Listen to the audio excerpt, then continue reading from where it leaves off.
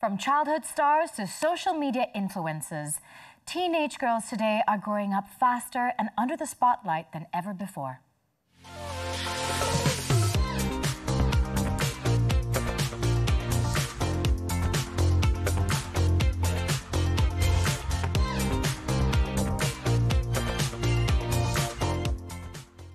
Hello and welcome back to yet another wonderful episode of Women Talk this Season 8. My name is Anita Woo and today we're talking about a topic that is both challenging as well as it is glamorous.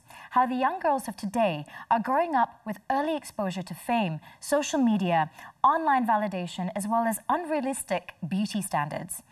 These are shaping these young women's lives and we want to know how role models can help them as well as what we can do to help manage this pandemic. With that, I have two wonderful guests on the show today, and they are none other than Mila Mohsin, actress as well as martial arts athlete, as well as Dasha Logan, a singer and entertainer, as well as a DJ and a friend of mine. So today, let's kick off with how teenagers, I mean, you guys are not teenagers now, clearly, sorry. No longer teenagers. But clearly your experiences having grown up to early exposure to fame, growing up in the spotlight, perhaps you can help share how this exposure, your experience of this can help navigate the expectations and pressures that these young girls, a lot of young girls are growing up with today in the public eye and social media. So let's start with you, Dasha. Yes. Yes. And so for those of you who do not know, Dasha Logan is none other than the prodigal daughter of the famous Loga of Alicat, Datuk Loga. And you grew up, the both of you have that in common. You both grew up somewhat in the shadows of very big names, i.e. your parents, right? So Dasha, maybe if you could share, how did this shape you in a way? And did it make you more aware of image from a young age? So interestingly, I had no idea my father was a celebrity till much later, right? Because he was in KL and he was a celebrity there. I was growing up in Penang, and nobody told me. Nobody went up to me like, your father's a celebrity, by the way, please behave. I was just being a little kid. But it was much later, I think, when I found out my father was a somebody, I was about 7. And it was only because of the way people were treating me, which was a bit different. In school? In school. And then it was very strange. But it was only a bit later when some people wanted to take photos of us as a family. That's when I was like, okay. And then they would, start putting makeup on me. And my mother would be like, make sure you wear this very nice dress. I was like, why? How old were you roughly then? I was like 7, 8. Wow. But given I grew up wanting to be a princess, so I always wanted to dress up. So it was no problem for me. I was like, dress me up more, please. Made for the role. Okay. So it was only later that people, like, especially family, would be a bit more like, when I say later, I mean like when I was 16, 17, and it'd be like, when you go out, you're representing the family. Yeah, the family, your father, so... And your uncle. Emma, the bandla, yes. The name Alicat. So, sometimes it'd be like... At first, I wasn't conscious about how I was dressing until I was like, somebody would say, oh, you're wearing slippers? Wow. Out to a venue? I would have thought that, kind of being the daughter of a rock star, like a legendary rock star family, you could do whatever you want. But this is Malaysia. And so in that sense, I can relate to what you're saying. And I think the difference, between the two of you and how a lot of girls are growing up today is that you didn't ask for this. Oh, no. This was not of your making. I'm not sure if I could really put a number to it, like an age to it. I loved hearing that Dash didn't really know that her, that she had a legacy to uphold and all that kind of stuff until a certain age where she was told. Honestly, I feel my brother and I were constantly told and constantly reminded since ever. And I would say the way that impacted me the most was I felt like I couldn't do the one thing that children are supposed to do, make mistakes. I felt like, especially being a young girl is hard enough. No. Absolutely. And you already are told, especially in an Asian culture, you're already told you can't do this, you can't do that, you have to be perfect, can't do anything wrong. So there was that it was expectation of you being a certain way because you had a family reputation to uphold. Oh, yeah. Yeah. I think a lot of girls are like told the same thing, even whether it's in a famous family or not. Like, be polite, sit properly, don't run around, don't blah blah blah, which is very normal here, I think. Where I was younger, with my older brother as well, we were very rough. Just like running around with no slippers or whatever. You know, just doing whatever. And then suddenly there'll be people coming to the house and it's like, okay, you need to sit down quietly. Don't make noise.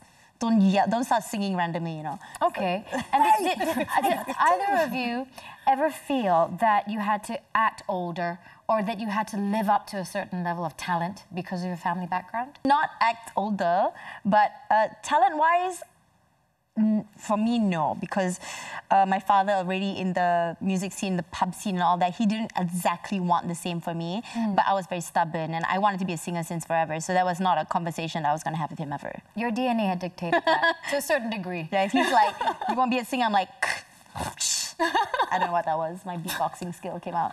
But no, I always wanted to be a singer. But I think my brother felt a bit more of the, so your father's a singer? Do you sing? He gets that a lot. Do you sing? Do you play music? He's like, no. And then, you know, when I'm there, I'm like, yeah, but he can though, if he wants to. Yeah, especially since my cousins are all very musical. My brother's musical as well, but I'm a bit more forceful in my... Do you think, yes, you're very expressive with your music. You've embraced it fully and totally, and I'm so glad that generationally there is that representation from your family. Yeah. And Mila, what about you? Did you ever feel that it was too much? Oh yeah. I mean, honestly speaking, I don't think I'd wish it upon anyone. But it is what it is, you know. You kind of just have to make do with the cards that you're dealt and maneuver it and kind of work around it as much as you can, try and formulate some sort of your own identity and personality. Was that the challenge for you? In a way of saying, I'm Mila, I'm not just so-and-so's daughter. Right. I mean, I would say that it made me feel, at least, like I had to fight these unnecessary fights or kind of go against certain riptides that I'm like, man, this is a lot of effort. I kind of just want to chill. You know, I just want to be a kid. I just want to like, just do whatever I'm doing. And it's hard enough being a kid and formulating your own likes and dislikes and sense of identity. Exactly. You're trying to form your prefrontal cortex already. And a lot of people compare. They go like, oh, your father is like this. Are you like this? And they assume. Yeah. Oh, if you must be like that as well. I was like, no, I'm trying so hard to be Dasha instead of Dasha Loga's daughter. That's like my full name. But it's great to be associated, you know. So I don't necessarily say we are in our parents' shadows, but we do have, you know, we kind of like sharing the spotlight. Yeah. Like we step into the spotlight a little bit. I love that, sharing the spotlight. Okay, on that note, we're going to go for a very quick break. And when we're back, we're going to peel back more of the layers of social media pressures in relation to that today and growing up with fame. Stay tuned.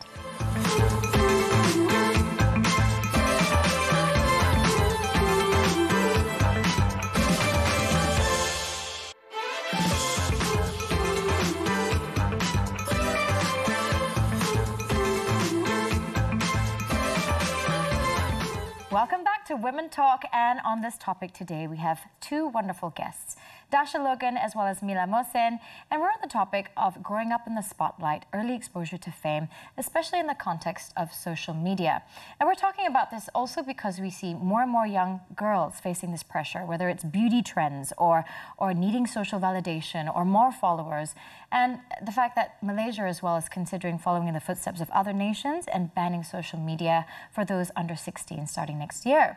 So, Mila, let's start with you. Right? You're familiar with the social world of social media, and I mean, we've all been exposed to it to a certain degree. But I suppose if your generation, that was kind of the beginning of social media really being a presence and a form of identity.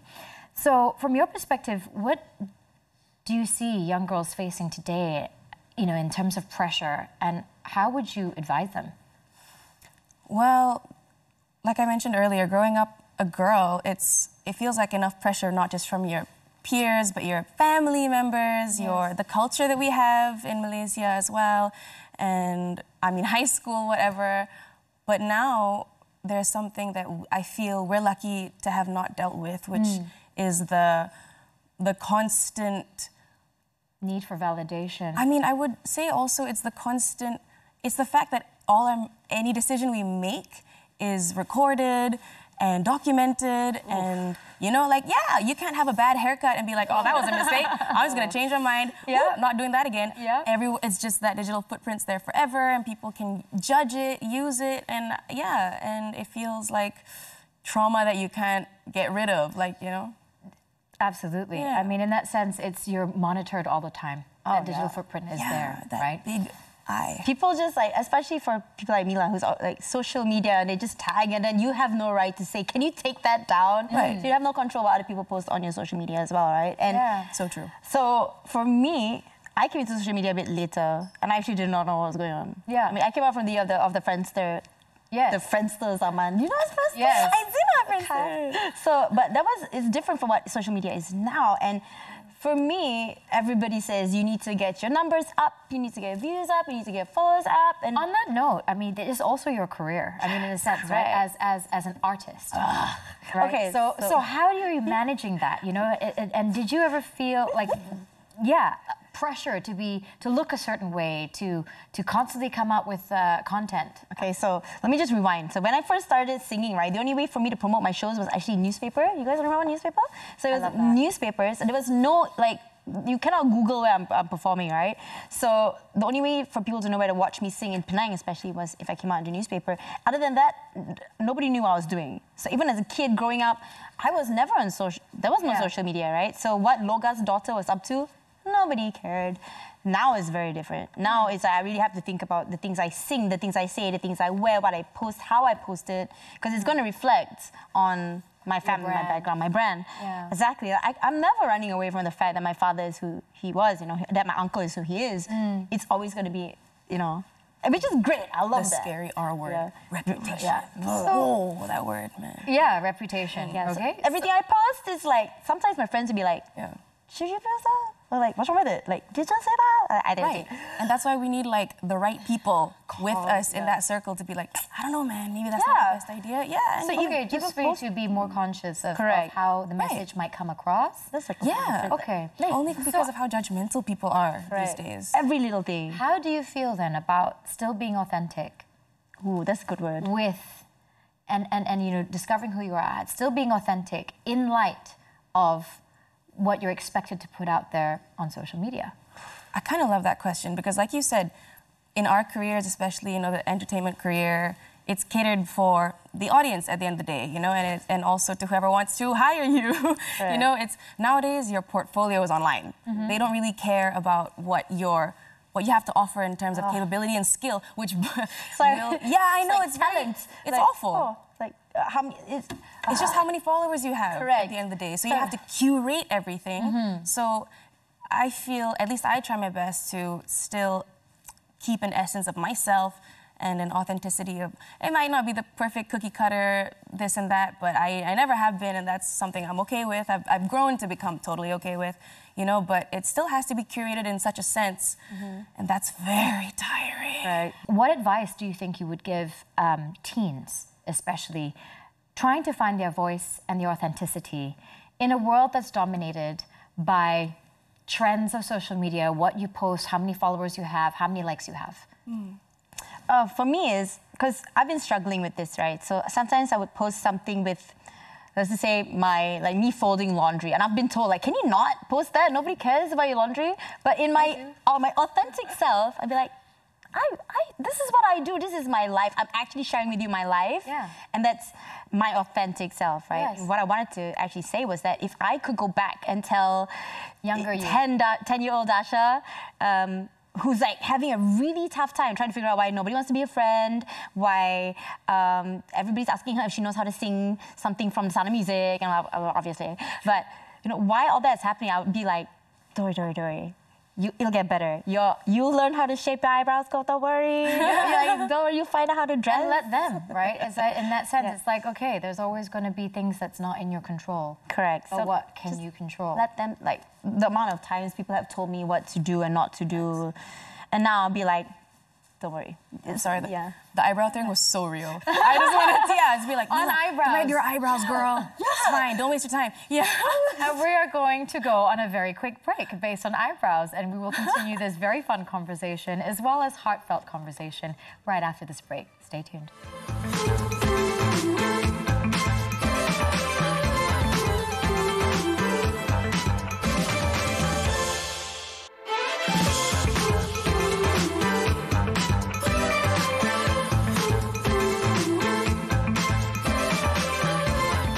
Welcome back. Still on this wonderful episode on Women Talk about the early exposure to fame as well as the pressure on social media that our young girls are facing today. Mila, can you tell us a bit more about how you found your authenticity through all this pressure?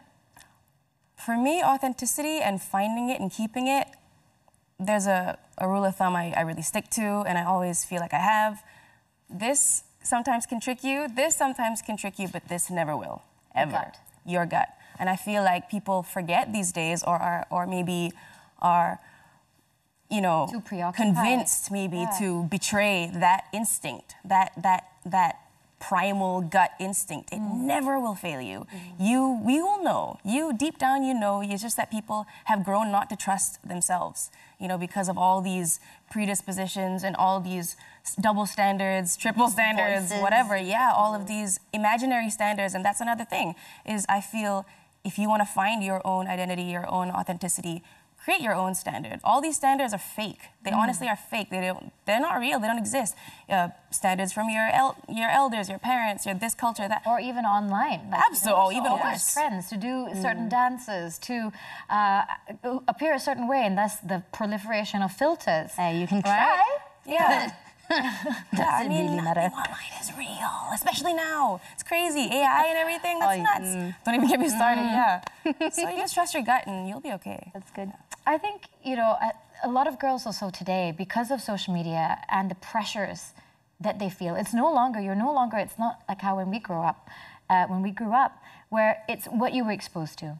Now, social media is a global pressure, and so global standards are also coming in of, you know, what it is to be beautiful, what it is to be popular, what are the beauty trends, etc. So, in your opinion, what could help girls today in terms of being grounded and finding an identity outside of that presence, social media presence? Do you mind if I? Yeah. Go, I mean, you said it. You said trends, and that's what all of this is. Every single beauty trend, it's a trend. It'll pass. You know, once upon a time, it was the standard to be curvy, and then it was the standard to suddenly be stick thin, and then it was to have straight hair, curly hair.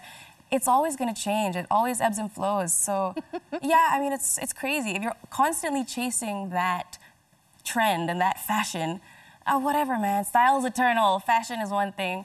But pick your own style, stick to it. Yeah. You know, all the things that I grew up wearing that people were making fun of me, now it's like the thing. trend, And I'm like, right. what? I used to watch I was Britney Spearsing when I was like 17, and then people are like, please. Now it's back. It's all back. But I realized growing up, we didn't have social media, but we also had the standards, right? Because we had the magazines and watching TV. What was Galaxy? okay. And like what was beautiful, what was talent and all that stuff. And what was popular. And I watched all that and I saw that. My only thing was that I never had the chance to try it, because I grew up with, like, my father was always in K-pop, so I grew up with my mom, right? And she was the most rock and roll, chinchai, powerhouse. And then there was my brother, who always had boys over in the house, right? So I grew up very surrounded by all these different kinds of characters. Yeah. So my aunties would be like dropping all these lessons and love stories, and I had the auntie with this tiny eyebrows, tattooed eyeliner, and then the auntie who only dressed up, never without makeup. So you're saying basically that it is real life references and real life interactions that have actually, as a comparison, that's helped you find who you are by contrast. It was nothing that, everything I saw on TV, and even now, and when girls are looking at all these social media things, it's great that that's out there, it's entertainment. But it's an echo chamber. Correct. You get stuck in it. And what's missing, No. What's missing, I feel, these days, is just your own your own way, your own method to discern what is something you prefer and what is something that is just everyone else likes right now. That is super important, Yeah. I think, in the sense of how we have to take agency and control back. Absolutely. To ourselves, and to saying, how much do you want to share? How much do you want to post? How much, you know, how many of these trends do you want to follow? But these are young I think girls, curation. Right? What do you think about curation of the accounts and in your social media? I'm very bad in the sense I don't think about it. I just like, oh, nice, post. But that's authentic, right? Right. That is authentic. I mean, in that sense, you know. So hopefully I get, because I get my friends who be like, As long as you have a thick enough skin to take the flack and the judgment from all these nobodies and whoever's. I say nobodies just because, listen, if they ain't paying your bills, they really don't matter. It's whatever. But we're lucky because we grew up so much with having to develop a thick skin from a lot of like critical people around us telling us things. But a lot of young girls now don't have that. So I think if how do you think they can have a bit more support in, like, you know, that without feeling the pressure to grow up too fast or to be a certain way? They need real people to pull them out once in a while. Just be like, hey, how about 2 hours where we just put our phones away, we just talk, and let's talk about proper things. And like young girls being surrounded by other women. I'm not saying that it's like necessarily other women, but just other people. Just other people. I was going to say a community. Find a community that, you know, of like-minded people with. In real life. Please in real life. But through a skill, find a hobby, man. Like, come join jiu-jitsu. I'm just saying, like, you know, I mean, it doesn't have to be that. But, you know, go join a band. Like, find something you do whatever. Play football. Like, there's a million things. Play chess. You know, I mean, like, there's just, it doesn't have to be through a screen. Damn. Okay. There's so little, actually. I know. And people think because they have access to the world through that screen, but they're just getting, like, this tiny segment of it. And I always wish that there would be like half an hour where the whole internet all over the world goes down. Oh, that'd be then what are nice. people going to do? Okay, on that note, if that were to be the case, what's one piece of advice that you would give? Just wait. Take your time. Like, don't rush. Don't try and be somebody you're not. Because eventually the real you will come out of your gut and you're going to realize everything you've been trying to do was a waste of time. But it will come out. She will come out. Give it time. And it won't stick anyway. If it's forced. I love the heart of this conversation today, and in just thank you so much for your vulnerability and your sharing from experience, which is really valuable because you are the OGs of facing. I mean, you're an example of the OGs of those facing that kind of pressure and spotlight from a young age, and I think what's really wonderful is for girls and also the guardians to be aware that there needs to be more of a support in real life community to encourage women to know who they are, especially young women, to know and develop their sense of identity outside of social media and pressures. And with that, we hope you've enjoyed today's conversation. Thank you so much, both of you, for being here today. And if you enjoyed this episode, follow us on @TV3 Malaysia, or as well as @Women Talk TV3, and join us on our next episode. Thank you very much, and see you then.